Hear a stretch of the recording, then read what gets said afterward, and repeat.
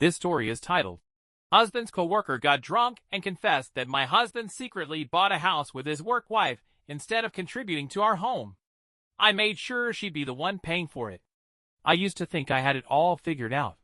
My name's Emily Parker, a 34-year-old elementary school art teacher in suburban Chicago. I've spent the last decade helping third graders discover their inner Picasso while trying to keep them from eating the non-toxic paint. But that's not where this story starts. This story starts with my husband Mike, a spreadsheet-loving numbers guy who somehow managed to turn my perfectly organized life into absolute chaos. Mike and I met 6 years ago at a friend's Super Bowl party. He was the guy who brought homemade guacamole and could actually explain what was happening in the game. At 36, he was established in his career as a financial analyst at Preston & Morris Investments, one of those gleaming downtown firms where everyone wears suits that cost more than my monthly salary. He had this dorky way of explaining complex financial stuff using Star Wars references, and I fell for it hook, line, and sinker. We got married 3 years ago in a Pinterest-worthy backyard wedding, complete with mason jar centerpieces and fairy lights. Our first year of marriage was straight out of a romantic comedy, weekend brunches, surprise date nights, and plans for our future dream home. We'd been saving like crazy, living in our modest 2-bedroom apartment, driving our sensible used cars, and brown bagging our lunches. The dream was to buy a house in Oak Park, one of those beautiful old Victorian homes with a wraparound porch where we could raise our future kids. Then came Jessica Hayes, Mike's new work wife, as everyone at his office jokingly called her. A 29-year-old finance prodigy with perfect hair and a Harvard MBA who started at Preston & Morris about a year ago. I met her at the company Christmas party, where she laughed a little too hard at Mike's terrible dad jokes and touched his arm way too many times for my comfort. But I trusted Mike completely, or at least, I thought I did. My best friend Lauren, who works as a paralegal in the same building as Mike's firm, would occasionally mention seeing Mike and Jessica getting coffee together or having lunch in the building's cafe. They're just colleagues, I'd tell myself, even as that knot in my stomach grew tighter. Lauren would give me these looks, like she wanted to say more, but couldn't quite bring herself to do it. Meanwhile, our house fund seemed to be growing slower than expected. Mike started talking about market downturns and unexpected expenses, always with a slightly nervous edge to his voice that I now realize should have been my first real warning sign. He'd get these mysterious phone calls that he'd take in another room, and his late nights at the office became more frequent. But here's where it gets interesting. There's Tom Sullivan, the office drunk at Preston & Morris. Every workplace is one, right? The guy who somehow kept his job despite showing up hungover half the time and saying inappropriate things at every office function. Tom had been with the firm for 20 years and seemed to know everyone's secrets. I'd met him a few times at company events, where he'd always give Mike these weird, knowing looks that I couldn't quite decode. Last month, everything changed during the firm's annual spring mixer at the Drake Hotel. I almost didn't go. I had a massive pile of art projects to grade and was behind on planning the school's art fair. But Lauren insisted, saying she had a feeling something interesting might happen. Oh, if she only knew just how interesting things would get. I remember standing there in my new blue dress, watching Mike and Jessica huddle together near the bar, probably discussing some fascinating financial report or whatever it was they always claimed to be working on. I was about to head over and join them when Tom Sullivan stumbled up to me, his tie askew and his glass of whiskey dangerously close to spilling. "Mrs. Parker," he slurred, "you look lovely tonight. Almost as lovely as that house on Maple Street." I had no idea what he was talking about, but something in his tone made my teacher's intuition, the same one that tells me when a kid is about to have a meltdown, start screaming. Little did I know, that conversation with drunk Tom was about to unravel my entire life and set in motion a series of events that would make even the most dramatic reality TV show look tame in comparison. Tom's words about the house on Maple Street kept nagging at me all evening. I watched him weave through the crowd, occasionally stopping to chat with other guests, all while maintaining the knowing smirk. Something was off, and my curiosity was getting the better of me. Taking advantage of Mike being distracted in what looked like a very intense conversation with Jessica about some spreadsheet on her phone, I followed Tom to the hotel's outdoor terrace. He was alone, staring out at the Chicago skyline while nursing what had to be his 10th drink of the night. "Tom," I said, trying to sound casual, "what did you mean about a house on Maple Street?" He turned to me with that glazed look drunk people get when they're trying really hard to focus. "Oh, Mrs. Parker. Emily, you really don't know, do you?" He let out a bitter laugh. "Your husband and his precious Jessica, they think they're so clever. But you know what's funny about working in the mortgage division? You see everything." My heart started racing. "What exactly do you see, Tom?" "Paperwork," he slurred, leaning in conspiratorially. "Lots and lots of paperwork. Like mortgage applications. Joint mortgage applications." He emphasized the word joint like it was the punchline to a joke I wasn't getting. "What are you talking about?" I asked, though a part of me was already connecting the dots. 1847 Maple Street, Tom said, pulling out his phone and clumsily pulling up a real estate listing. "Beautiful Victorian, for bedrooms, original hardwood floors, bought 3 months ago by one Michael Parker and one Jessica Hayes." He hiccuped. "Joint owners. Isn't that interesting?" I felt like someone had just dumped a bucket of ice water over my head. The house in the photo was exactly the kind of place Mike and I had been dreaming about, wraparound porch and all. I grabbed Tom's phone, my hand shaking as I scrolled through the listing photos. The price tag, $875,000. That's impossible," I stammered. "We've been saving for a house together." "He couldn't." "Oh, but he could," Tom interrupted, taking another sip of his drink. "Your husband's been very creative with his finances. Did you know Jessica's father owns half of Preston and Morris? She got Mike promoted to senior analyst last month, double the salary, nice big bonus. Perfect timing for a down payment, wouldn't you say?"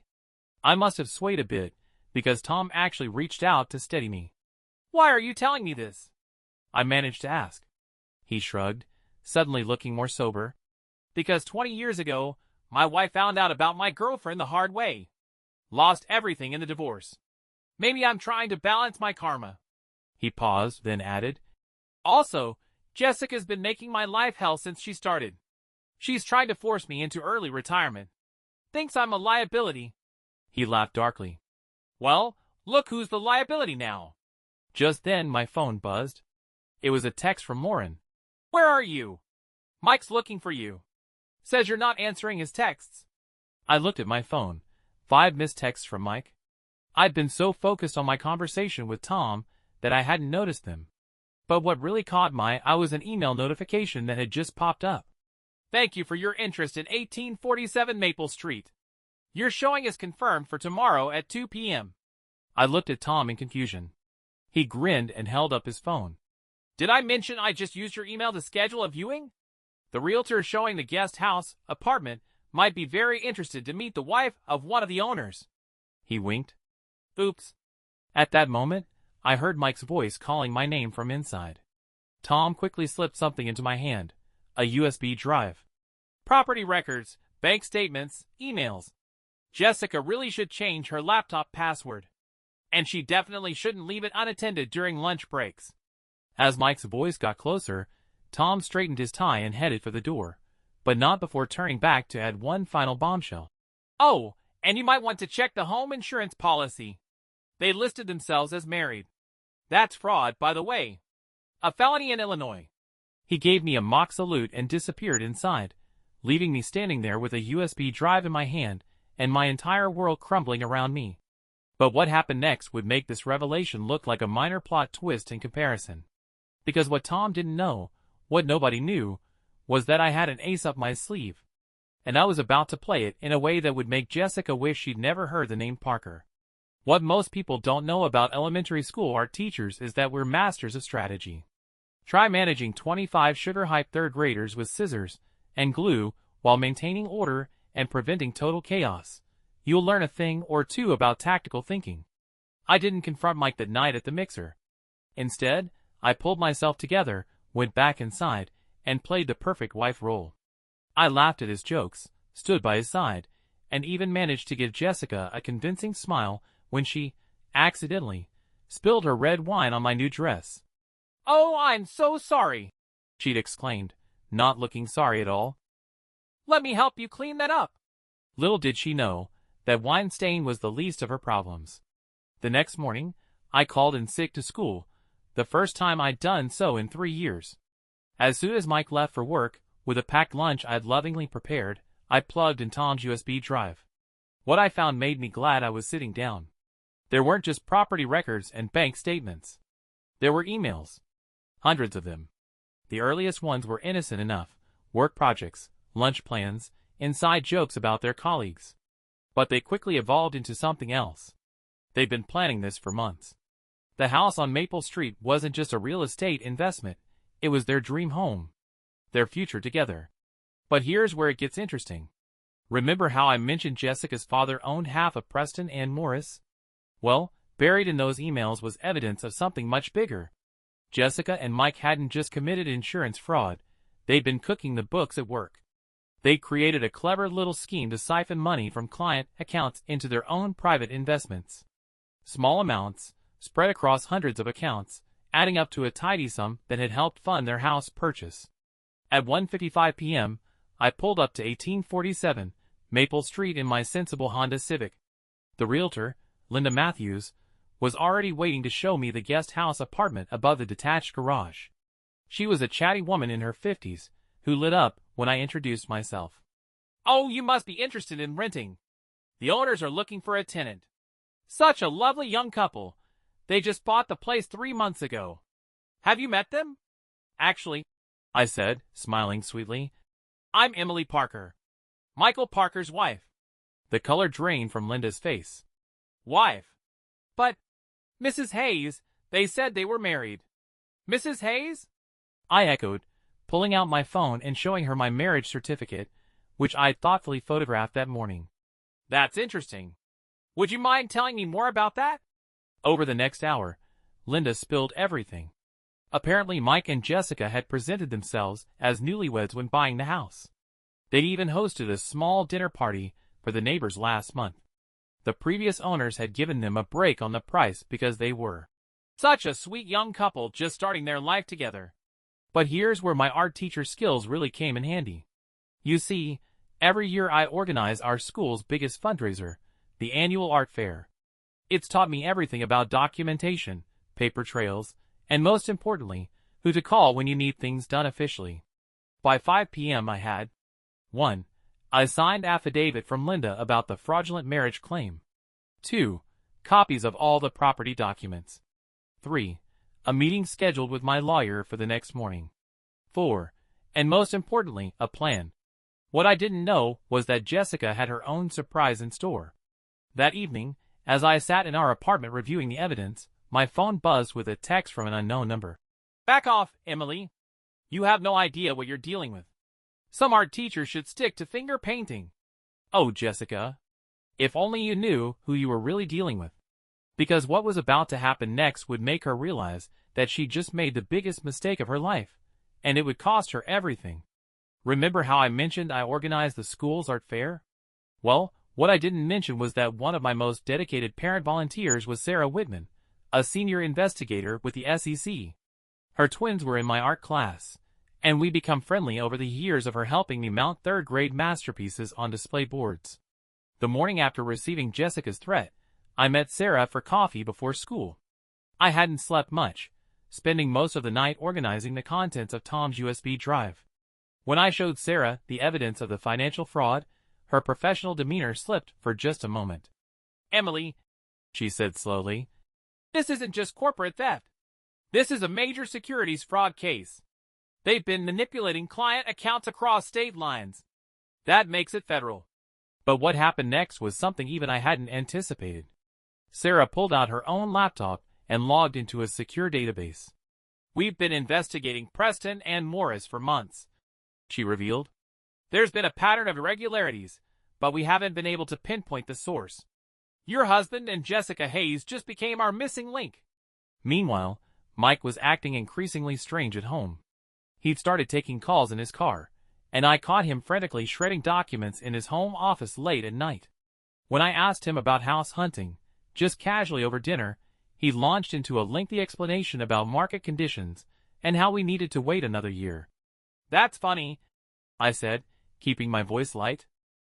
I heard the Victorian Market in Oak Park is quite active, especially on Maple Street. He choked on his wine, but covered it smoothly. Oh, I hadn't noticed. The next day, I had another surprise visitor at school. Jessica Hayes herself showed up during my lunch break, looking like she'd stepped out of a corporate fashion magazine. My classroom aide's eyes nearly popped out of her head when this perfectly coiffed woman clicked across the art room in her Louboutins. "Mrs. Parker," Jessica said, her voice dripping with fake sweetness. "We need to talk." I gestured to the tiny chairs at the kids' art table. "Have a seat, Jessica. Watch out for the glitter. It never really comes off." She remained standing, looking at the child-sized furniture with disdain. "I know you've been asking questions about the house. You need to stop." "Or what?" I asked, deliberately squeezing some blue paint onto a palette. "You'll tell my husband?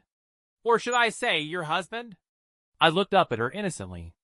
The paperwork is a bit confusing on that point. Her perfectly composed face flickered for just a moment. "This is bigger than you understand. Mike and I, we're protecting significant interests. People who don't appreciate interference. People like your father?" I suggested, starting to paint casual strokes on a piece of paper. "The one who owns half of Preston and Morris. I wonder what he'd think about the creative accounting you and Mike have been doing." She blanched. "How did you?" "Oh, I know all about it," I said, adding some red to my painting. "The diverted funds, the fake accounts, the offshore transfers. Did you really think nobody would notice? Those are serious accusations," she said, her voice shaking slightly. "You don't have any proof." I smiled, continuing to paint. "Don't I? It's amazing what people leave on their laptops. By the way, using your cat's name as a password? Not very secure." She took a step forward, her designer heel landing in a stray blob of yellow paint. "Listen, you little—" But she was interrupted by a knock at the classroom door. Sarah Whitman stood there, flanked by two men in suits. "Jessica Hayes?" one of them said, holding up a badge. "We're with the FBI. We'd like to ask you some questions about certain financial irregularities at Preston and Morris." The look on Jessica's face was better than any revenge I could have planned.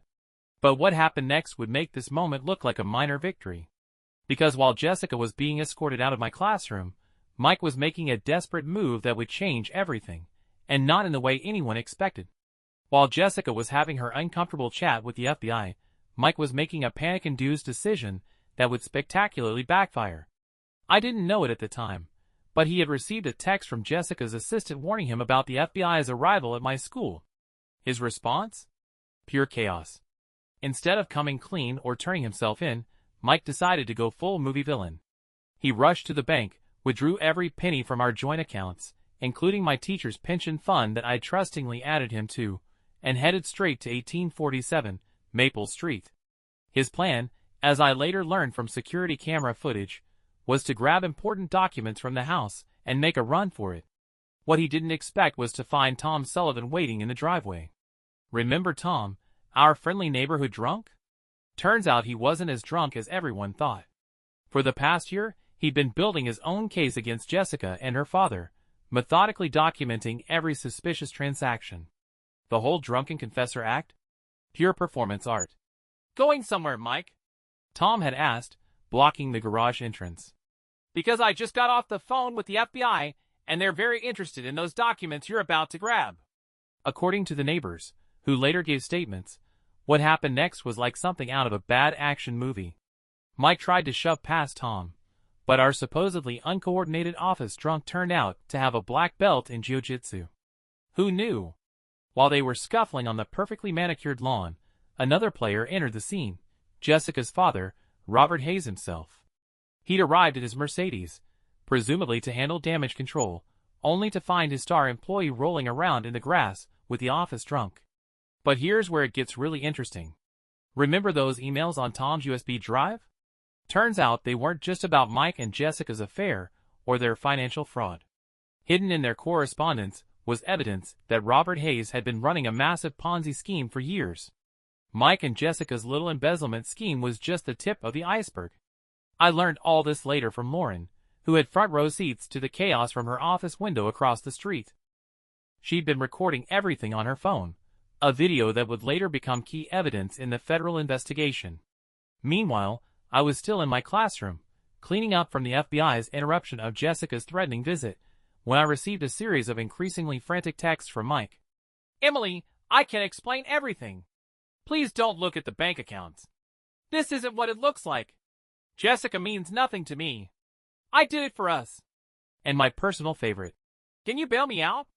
Because yes, my husband had managed to get himself arrested, not just for the financial fraud, but for assaulting Tom, attempting to destroy evidence, those documents he was after, and, ironically, trespassing.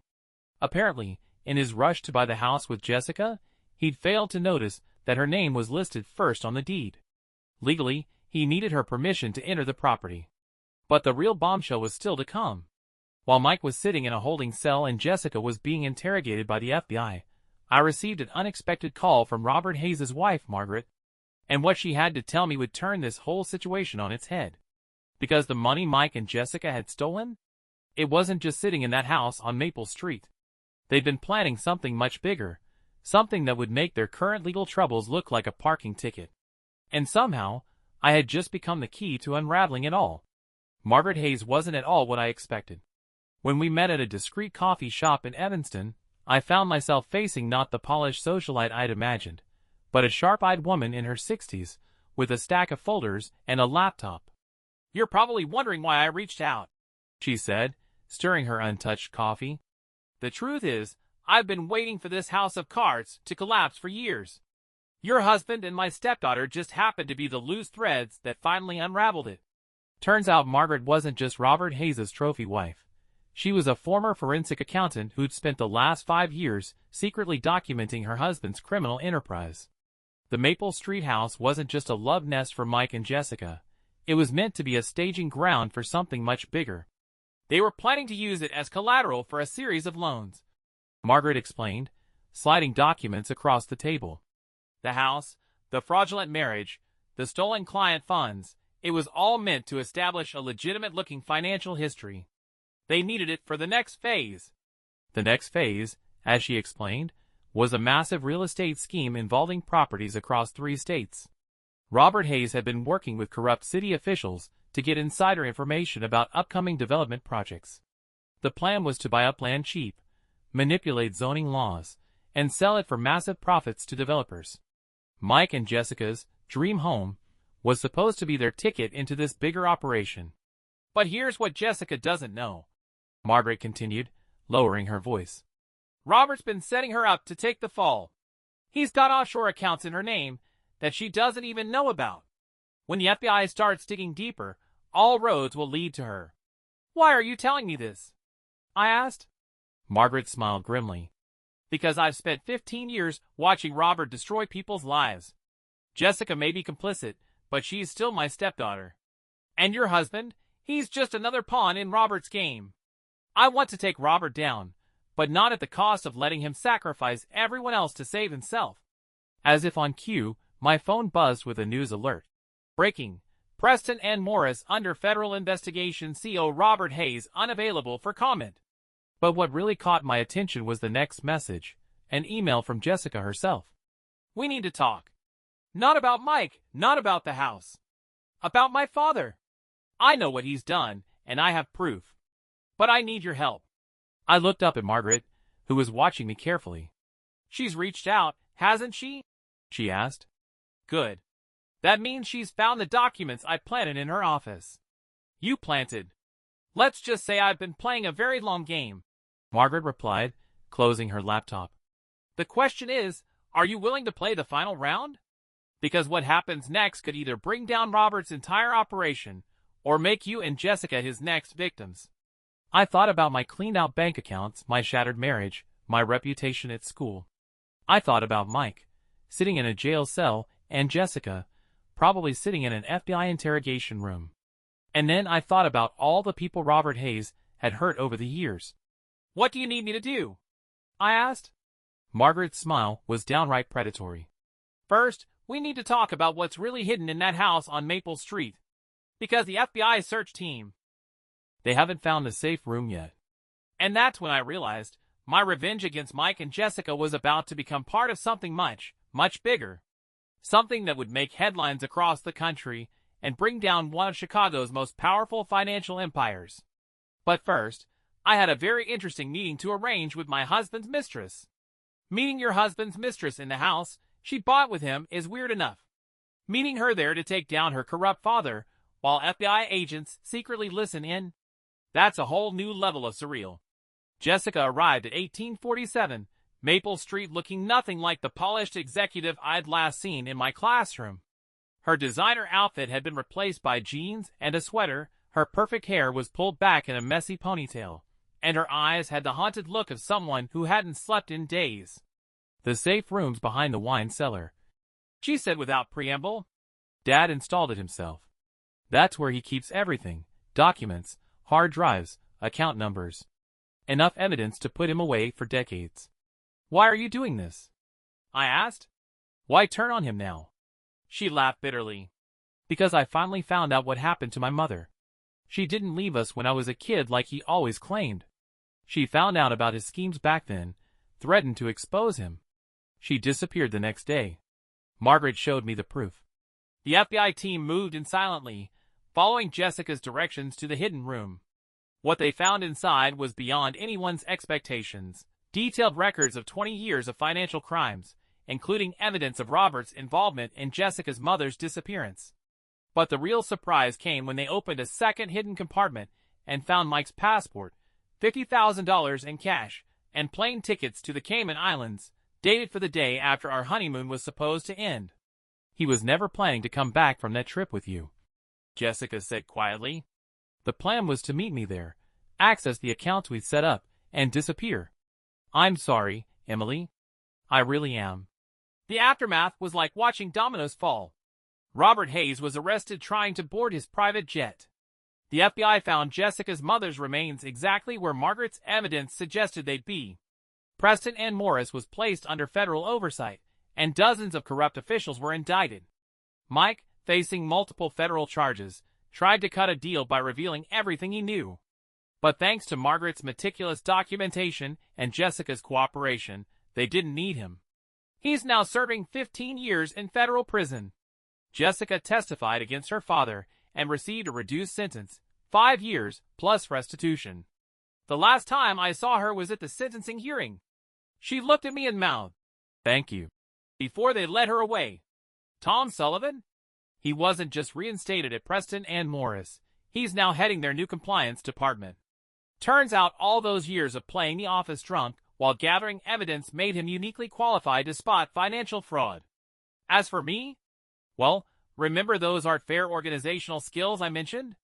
The FBI's Financial Crimes Division was pretty impressed with how I helped coordinate their investigation. They offered me a job as a civilian analyst, specializing in documentation and evidence organization. Turns out elementary school art teachers are pretty good at spotting patterns and putting pieces together. The house on Maple Street was seized by the federal government and sold at auction. I used my portion of the whistleblower reward to buy my own place, a cozy bungalow in Oak Park, just a few blocks away. Sometimes I drive past 1847 Maple Street and see the new family living there, completely unaware of all the drama those walls witnessed. Margaret Hayes retired to Florida, but she still sends me Christmas cards.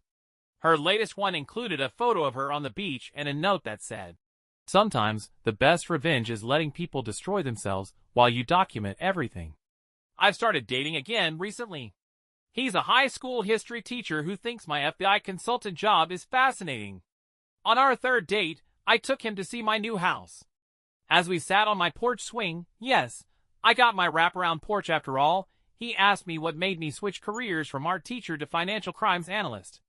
I just smiled and said, "Let's just say I learned the hard way that revenge is an art form all its own. And you know what? I think I've mastered it."